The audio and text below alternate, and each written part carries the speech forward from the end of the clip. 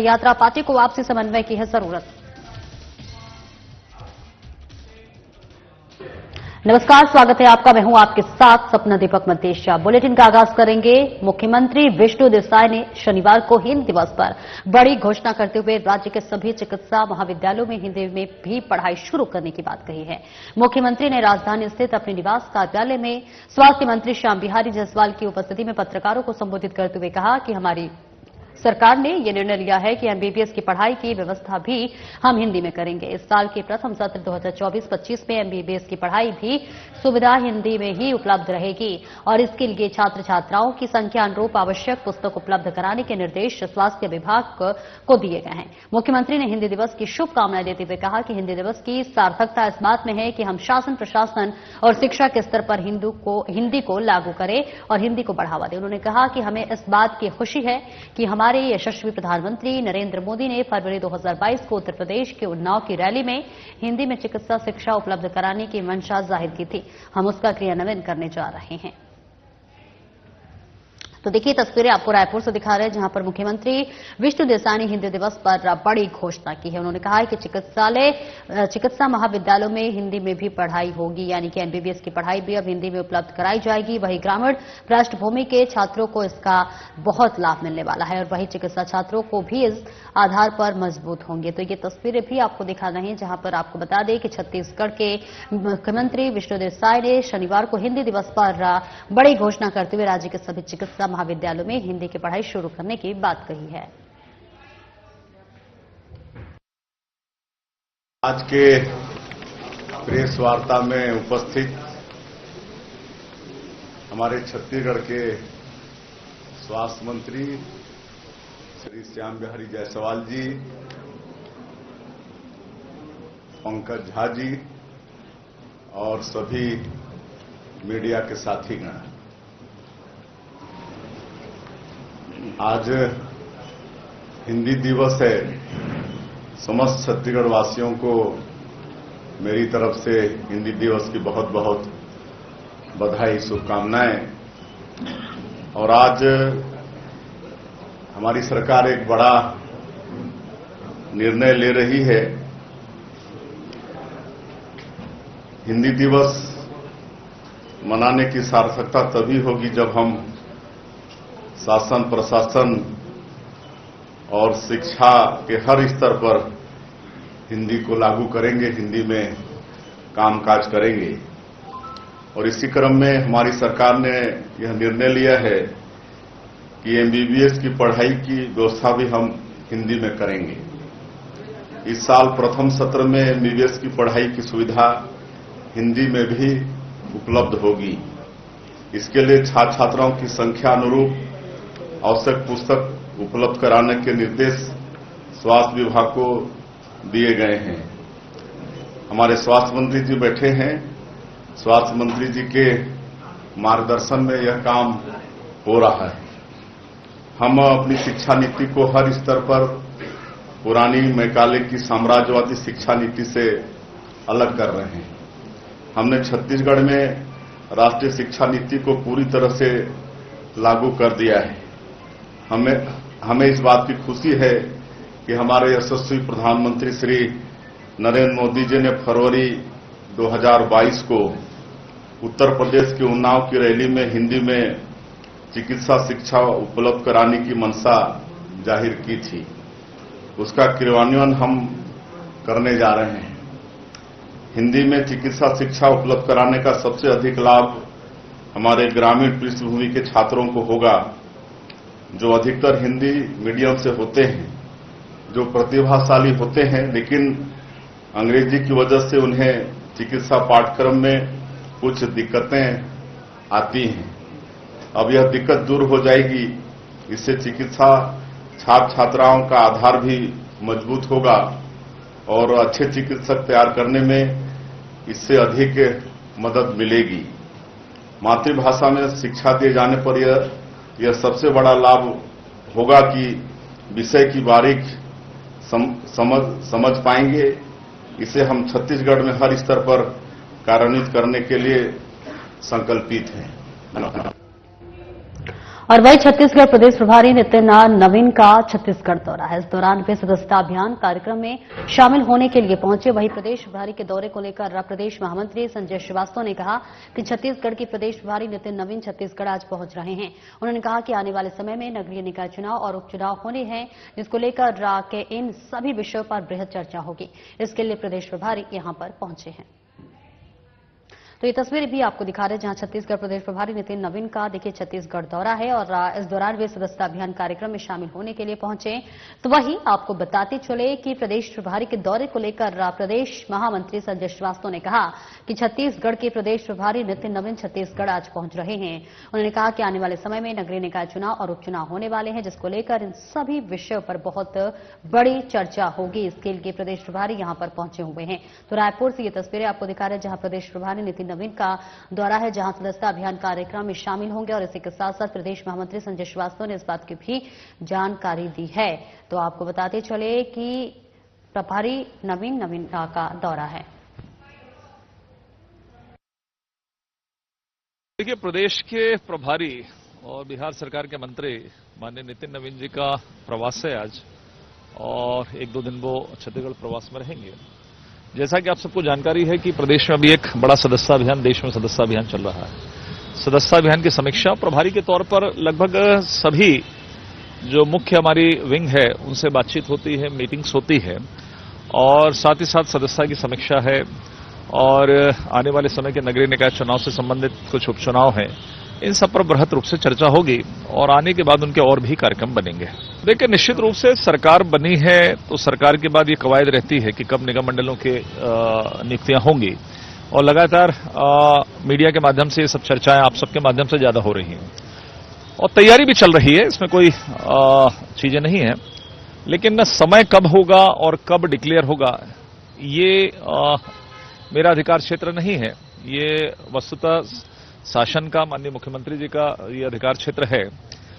संगठन से बातचीत करके किन लोगों को करना है, कब करना है, आने वाले समय के अंदर में, चूंकि एक उपचुनाव भी है छत्तीसगढ़ में, साथ ही साथ नगरीय निकाय एक महत्वपूर्ण चुनाव है, पंचायत के चुनाव है, तो उस दृष्टिगोच से पहले करेंगे, बाद में करेंगे, या कितने लोगों का करेंगे, ये सब पूर्णतः संगठन के जो हमारे प्रमुख हैं और माननीय मुख्यमंत्री जी का विषय है।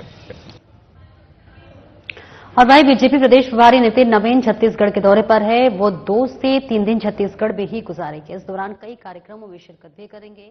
आपको बता दें, छत्तीसगढ़ पहुंचते ही प्रदेश प्रभारी नितिन नवीन का बयान सामने आया है, जिसे में उन्होंने कहा है कि बीजेपी का बृहद सदस्यता अभियान चल रहा है। उन्होंने कहा कि सदस्यता अभियान एक पर्व है और भारतीय जनता पार्टी का हर एक कार्यकर्ता, प्रधानमंत्री से लेकर कार्यकर्ता और सदस्य तक हर कोई इसमें शामिल होता है, और यही कारण है कि आज सबसे बड़ी पार्टी के रूप में उभर कर आए हैं। तो देखिए, रायपुर में छत्तीसगढ़ के दौरे पर प्रदेश प्रभारी नितिन नवीन पहुंचे हुए हैं, जहां पर वह कई कार्यक्रमों में शिरकत करने वाले हैं। सदस्यता अभियान एक पर्व है, इस तरह से नितिन नवीन का ये बयान भी सामने आया है। तो इस बीच आपको बताते चले, बीजेपी प्रदेश प्रभारी नितिन नवीन जो है छत्तीसगढ़ दौरे पर है और वो 2 से 3 दिन छत्तीसगढ़ में ही गुजारेंगे। उस दौरान कई कार्यक्रमों में भी वो शिरकत करने वाले हैं। और आपको बता दें कि छत्तीसगढ़ पहुंचते ही प्रदेश प्रभारी नितिन नवीन का भी बयान सामने आया है, जिसमें उन्होंने कहा है कि बीजेपी का बृहद सदस्यता अभियान चलाया जा रहा है। उन्होंने कहा कि सदस्यता अभियान एक पर्व है और भारतीय जनता पार्टी हर कार्यकर्ता, प्रधानमंत्री से लेकर कार्यकर्ता सदस्य तक कोई भी इसमें शामिल होता है।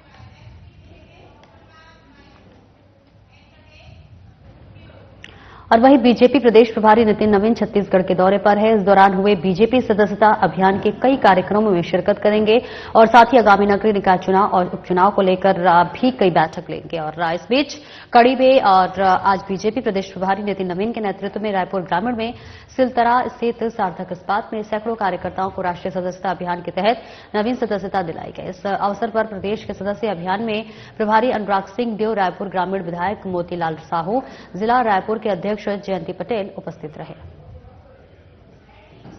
तो देखिए, तस्वीरें भी आपको दिखा रहे हैं, जहां पर बताते चले कि आगामी नगरीय निकाय चुनाव की तैयारी शुरू हो गई है। बीजेपी प्रदेश प्रभारी नितिन नवीन छत्तीसगढ़ के दौरे पर है। इस दौरान हुए बीजेपी सदस्यता अभियान के कई कार्यक्रमों में शिरकत करेंगे और साथ ही आगामी नगरीय निकाय चुनाव और उपचुनाव को लेकर कई बैठक भी करेंगे। इसी कड़ी में आज बीजेपी प्रदेश प्रभारी नितिन नवीन के नेतृत्व में रायपुर ग्रामीण में सिलतरा स्थित सार्थक का स्पात में सैकड़ों कार्यकर्ताओं को राष्ट्रीय सदस्यता अभियान के तहत नवीन सदस्यता दिलाई गई है।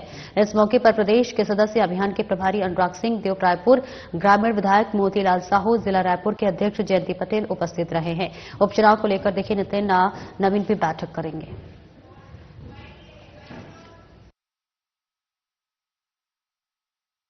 भारत के अलग अलग प्रांतों के लोग भी एक साथ किसी भी राज्य में जाते हैं तो उस राज्य के विकास में योगदान देते हैं और कहीं न कहीं इस राज्य के संस्कृति और संस्कार में ढलते भी हैं और अपनी संस्कृति को भी बनाए रखते हैं। मुझे लगता है कि आज का दिन हम सभी उन श्रमिक भाइयों के सम्मान का भी दिन है जो अपने घर को छोड़कर, अपने प्रांत को छोड़कर दूसरे राज्यों में जाते हैं और वहां के मेहनत करके अपने पसीना बहाकर उस संस्थान को, उस राज्य के विकास में योगदान देते हैं। तो भारतीय जनता पार्टी परिवार आप सभी का अभिनंदन करता है, आप सभी श्रमिक भाइयों का बहुत बहुत सम्मान करता है। मित्रों, हम लोग यहाँ पर उपस्थित हुए हैं और हम लोग की इच्छा है कि आप भाजपा परिवार में जुड़े। भाजपा परिवार में क्यों जुड़े, इसकी थोड़ी चर्चा मोतीलाल भैया ने भी की, माननीय विधायक जी ने। थोड़ी चर्चा कर मैं आपके हाथ में ये विषय दूंगा कि अब आप भाजपा पर जुड़ना चाहते हैं कि नहीं जुड़ना चाहते हैं। मित्रों, आप आए जरूर हैं यहाँ पर भाजपा में जुड़ने के लिए, लेकिन भाजपा से क्यों जुड़े, इस सवाल का जवाब लेके आपको जाना होगा। क्योंकि आप जब जाएंगे इस परिसर से तो आपके मन में ये सवाल का जवाब होना चाहिए, मैं इसलिए भाजपा से जुड़ा क्योंकि भाजपा ने ये काम किया है। मैं उस बात को जो यहाँ के राज्य की चर्चा भी मोतीलाल जी ने की।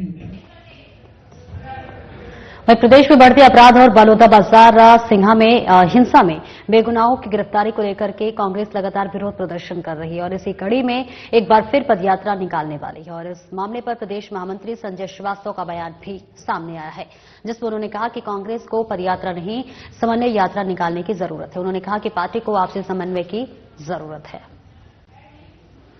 तो देखिए, आपको बताते चले कि ये तस्वीरें भी आपको दिखा रहे हैं, जहां पर प्रदेश में बढ़ते अपराध और बलौदाबाजार हिंसा में बेगुनाहों की गिरफ्तारी को लेकर कांग्रेस लगातार विरोध प्रदर्शन करते हुए नजर आ रही है। और इस बीच इसी कड़ी में एक बार फिर पदयात्रा निकालने वाली है और इस मामले पर प्रदेश महामंत्री संजय श्रीवास्तव का बयान भी सामने आया है, जिसमें उन्होंने कहा है कि कांग्रेस को पदयात्रा नहीं, समन्वय यात्रा निकालने की जरूरत है। उन्होंने कहा कि पार्टी को आपसी समन्वय की बेहद जरूरी है। तो कांग्रेस की प्रदर्शन पर संजय श्रीवास्तव का ये बड़ा बयान सामने आया है।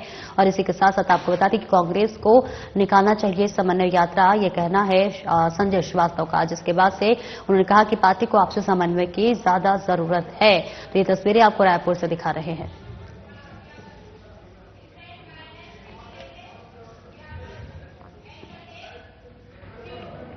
और वही छत्तीसगढ़ बजरंग दल ने राष्ट्रवादी पत्रकार राष्ट्रबोध के उप प्रधान संपादक और यूट्यूब चैनल राष्ट्रबोध के संचालक पवन केसवानी के समर्थन में कानूनी कार्रवाई करने के लिए अतिरिक्त पुलिस अधीक्षक को ज्ञापन सौंपा है, जिसमें सैकड़ों की संख्या में उपस्थित बजरंग दल के सदस्यों ने पैदल मार्च करते हुए पुलिस परिसर पहुंचकर अवैध कब्जे के विरुद्ध और पवन केसवानी के समर्थन में नारे लगाते हुए ज्ञापन सौंपा।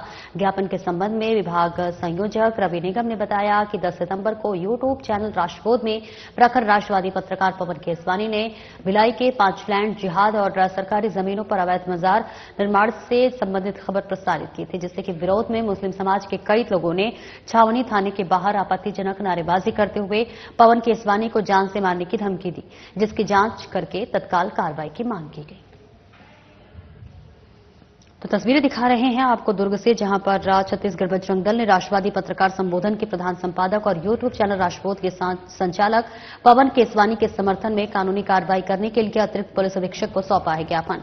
तो वही जिसमें सैकड़ों की संख्या में उपस्थित बजरंग दल के सदस्यों ने पैदल मार्च करते हुए पुलिस परिसर पहुंचकर अवैध कब्जे के विरुद्ध और पवन केसवानी के समर्थन में नारे लगाते हुए ज्ञापन सौंपा। वहीं ज्ञापन के संबंध में विभाग संयोजक रवि निगम ने बताया कि 10 सितंबर को यूट्यूब चैनल राष्ट्रबोध में प्रखर राष्ट्रवादी पत्रकार पवन केसवानी ने भिलाई के 5 लैंड जिहाद और सरकारी जमीनों पर अवैध मजार निर्माण से संबंधित खबर प्रकाशित की थी। वही प्रसारित करने के बाद से ये तस्वीरें भी आपको दिखा रहे हैं। लैंड जिहाद जैसे विषयों को लेकर आज एडिशनल एसपी महोदय को ज्ञापन सौंपा गया। संज्ञान में आया कि 2 दिन पूर्व जो देश का चौथा स्तंभ पत्रकारिता कहलाता है, राष्ट्रबोध न्यूज करके एक चैनल है, इसके संपादक पवन केसवानी हैं, उनको 2 दिन पूर्व जान से मारने की धमकी मिलता है। कुछ समाज द्वारा छावनी थाने का घेराव भी किया जाता है। जबकि देश का चौथा स्तंभ, इसको देखा जाए कि ये तो भाई सच को आगे करता ना, गलत को तो गलत ही बोलेंगे, तो झूठ को कैसे स्वीकारें।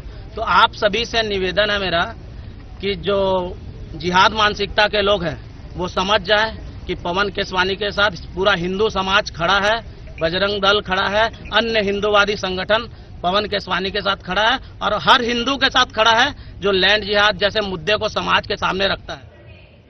और वहीं मुख्यमंत्री विष्णु देसाई की अध्यक्षता में आज जो कलेक्टर्स पुलिस अधीक्षक कॉन्फ्रेंस के दूसरे दिन की समीक्षा बैठक शुरू हुई, जिसमें मुख्य सचिव व पुलिस महानिदेशक, संभाग आयुक्त, पुलिस महानिरीक्षक, कलेक्टर और पुलिस अधीक्षक के साथ साथ और सभी वरिष्ठ अधिकारी उपस्थित हैं। आपको बता दें कि बैठक दिन भर चलेगी। बैठक में मुख्य रूप से जिलों में कानून और व्यवस्था सहित अपराधों की रोकथाम के लिए किया जा रहा है कार्यों की समीक्षा की जाएगी। साथ ही भविष्य में पुलिसिंग को और अधिक विश्वसनीय, पारदर्शी और उत्तरदायी बनाने के लिए विभिन्न सुझाव पर चर्चा की जाएगी।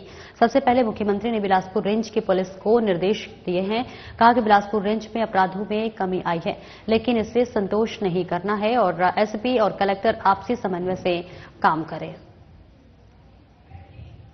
तो देखिए, मुख्यमंत्री विष्णु देसाई की अध्यक्षता में आज कलेक्टर्स पुलिस अधीक्षक कॉन्फ्रेंस के दूसरे दिन की समीक्षा बैठक शुरू हुई है, जिसमें मुख्य सचिव व पुलिस महानिदेशक, संभाग आयुक्त, पुलिस महानिरीक्षक, कलेक्टर और पुलिस अधीक्षक के साथ साथ और सभी वरिष्ठ अधिकारी उपस्थित रहे। आपको बता दें कि बैठक दिन भर चलेगी। बैठक में मुख्य रूप से जिलों में कानून और व्यवस्था सहित अपराधों की रोकथाम के लिए किए जा रहे कार्यों की समीक्षा की जाएगी और साथ ही भविष्य में पुलिसिंग को और अधिक विश्वसनीय, पारदर्शी और उत्तरदायी बनाने के लिए विभिन्न सुझाव पर चर्चा की जाएगी। सबसे पहले मुख्यमंत्री ने बिलासपुर रेंज के पुलिस को निर्देश दिया और कहा है कि बिलासपुर रेंज में अपराधों की कमी आई है, लेकिन इससे संतोष नहीं करना है। एसपी और कलेक्टर आपसी में समन्वय करें। तो आपको ये तस्वीरें रायपुर से दिखा रहे हैं, जहां पर कलेक्टर एसपी कॉन्फ्रेंस का आज दूसरा दिन है।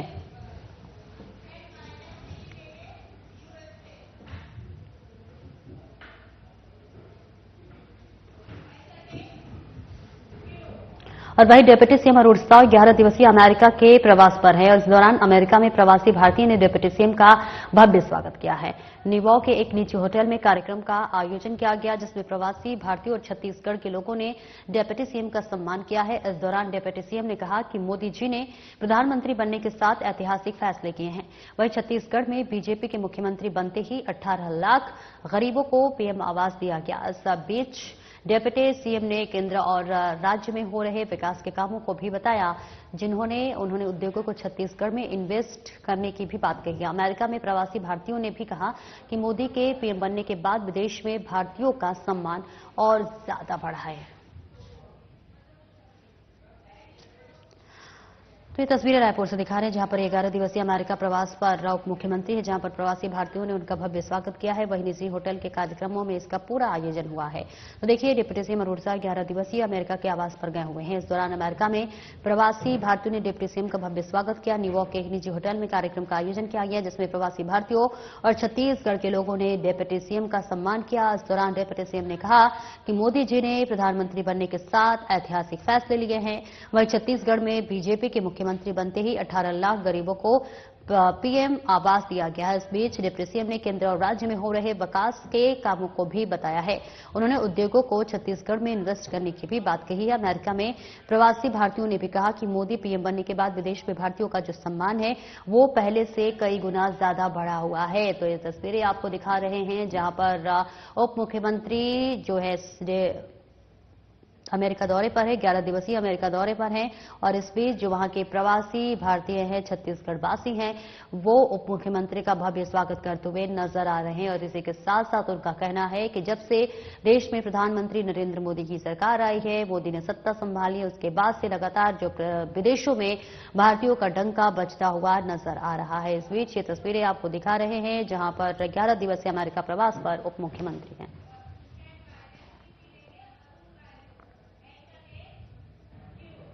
और वहीं छत्तीसगढ़ के उप मुख्यमंत्री अरुण साव अमेरिका के अध्ययन दौरे पर है। इस दौरान आपको बता दें, उन्होंने गुरुवार को संयुक्त राष्ट्र संघ के न्यूयॉर्क स्थित मुख्यालय का भ्रमण कर वहां की कार्यप्रणाली को समझा। डिप्टी सीएम साव ने सोशल मीडिया पर पोस्ट कर बताया कि बेलसरी, तखतपुर, बिलासपुर जिला निवासी दुर्गा प्रसाद पांडे के बेटे अनंत पांडे संयुक्त राष्ट्र संघ के मुख्यालय में मुख्य वित्त अधिकारी के रूप में पदस्थ है और उनके साथ ही संयुक्त राष्ट्र संघ के मुख्यालय को देखने का मौका प्राप्त हुआ। और वहीं इसके बाद एक विशेष कार्यक्रम में न्यू जर्सी में भारतीय मूल के साथियों से संवाद किया और ये कार्यक्रम उप मुख्यमंत्री साव के सम्मान में रखा गया था। कार्यक्रम में डिप्टी सीएम साव ने छत्तीसगढ़ और देश के विकास के लिए किए जा रहे विकास कार्यों की जानकारी दी। डिप्टी सीएम साव लगातार छत्तीसगढ़ की संस्कृति, छत्तीसगढ़ की सरलता, पर्यटन, पौराणिक मान्यता और विकसित छत्तीसगढ़ पर अपने विचार और अपनी सरकार के विचार प्रस्तुत करते रहे।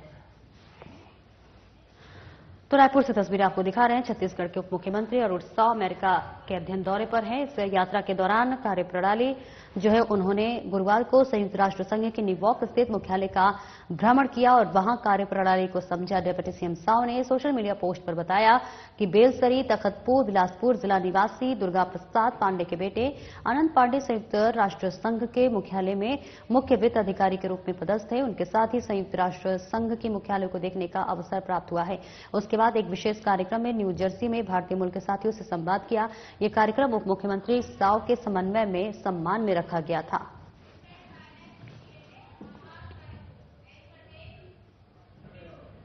और वहीं प्रधानमंत्री आवास योजना को लेकर भी केंद्रीय राज्य मंत्री तोखन साहू का बयान सामने आया है, जिसमें उन्होंने कहा है कि प्रधानमंत्री आवास योजना के संबंध में पीएम मोदी का बड़ा संकल्प है। 3 करोड़ आवास का संकल्प पहले कैबिनेट में दिया गया और 1 करोड़ आवास शहरी और 2 करोड़ प्रवासी ग्रामीण क्षेत्रों में बनेंगे।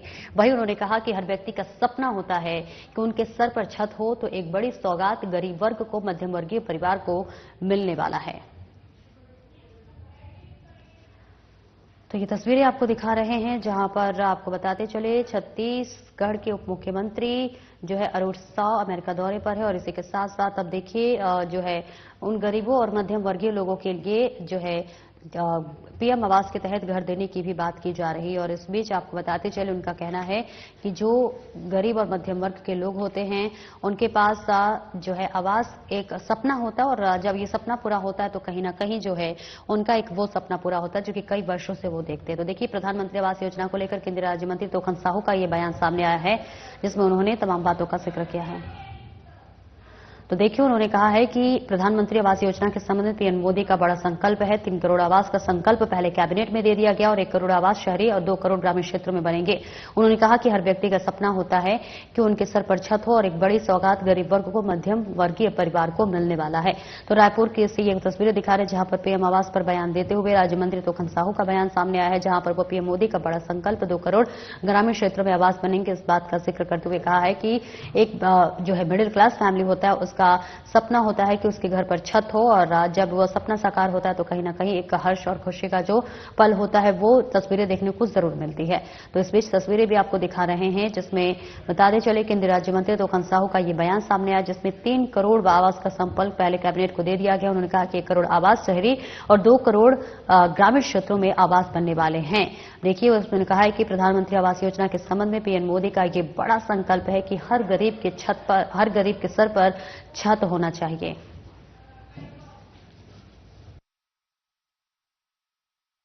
आवास के संबंध में माननीय प्रधानमंत्री जी का एक बड़ा निर्णय है।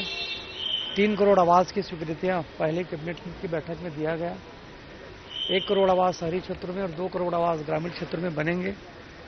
हर व्यक्ति का सपना होता है कि उनके सिर के ऊपर छत हो, तो एक बड़ी सौगात जरूरतमंदों को, गरीब परिवार को और मध्यम वर्गीय परिवार को मिलने वाला है।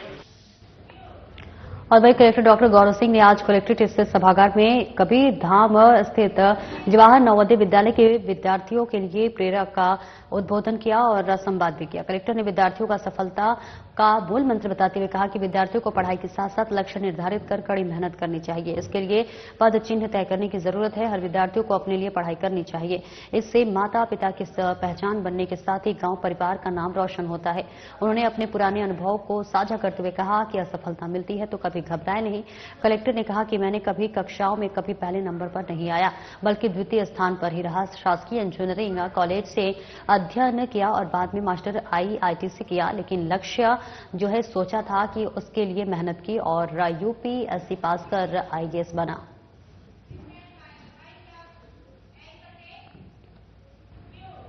और फिलहाल इस बुलेटिन में इतना ही। खबरों का सिलसिला आगे भी जारी रहेगा। नमस्कार।